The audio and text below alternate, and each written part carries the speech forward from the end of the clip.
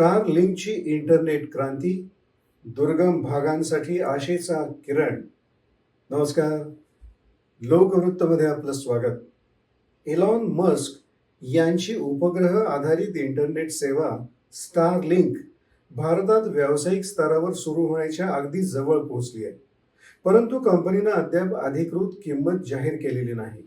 अलीकडंच त्यांच्या वेबसाईटवर दिसलेली ₹8,600 मासिक सदस्यता आणि ₹34,000 हार्डवेअर किट ही किंमत तात्पुरती चाचणी डेट होती, असं कंपनीनं स्पष्ट केलंय. या गोंधळानंतरही स्टारलिंकनं भारतात आपले ऑपरेशन्स सुरू करण्यासाठी वेगानं पावलं उचलली आहेत.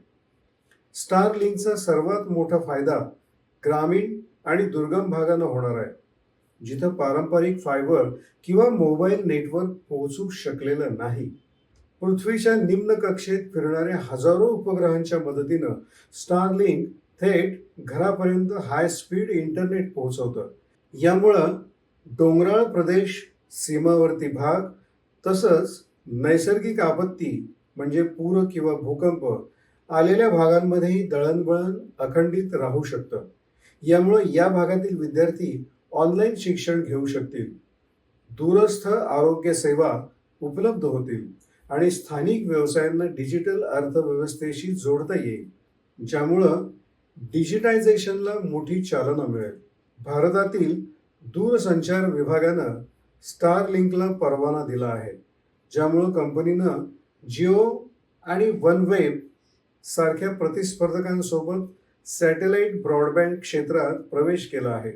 या सेवेचा उद्देश मोठ्या शहरांमध्ये फायबर सेवांना पर्याय देणं नसून कनेक्टिव्हिटी नसलेल्या भागांमध्ये पहिली उच्च गुणवत्तेची ब्रॉडबँड सेवा उपलब्ध करणं हे आहे.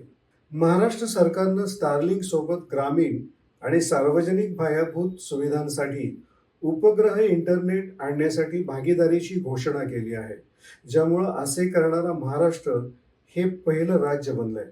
कंपनी सध्या देशभरात अनेक ठिकाणी म्हणजे चंदीगड, हैदराबाद, कोलकाता, लखनौ, मुंबई आणि नोएडा ग्राउंड स्टेशन स्थापित करण्याच्या तयारीत आहे. जरी किंमत अधिकृतपणे जाहीर झाली नसली तरी स्टारलिंक उच्च अपटाईम आणि अमर्यादित डेटासह सेवा देणार असल्यानं हे निश्चित आहे की दुर्गम भागातील कोट्यावधी लोकांसाठी हे एक डिजिटल परिवर्तन ठरणार आहे. एका यूट्यूब व्हिडिओमध्ये महाराष्ट्र सरकार आणि स्टारलिंकच्या भागीदारीबद्दल माहिती दिली आहे.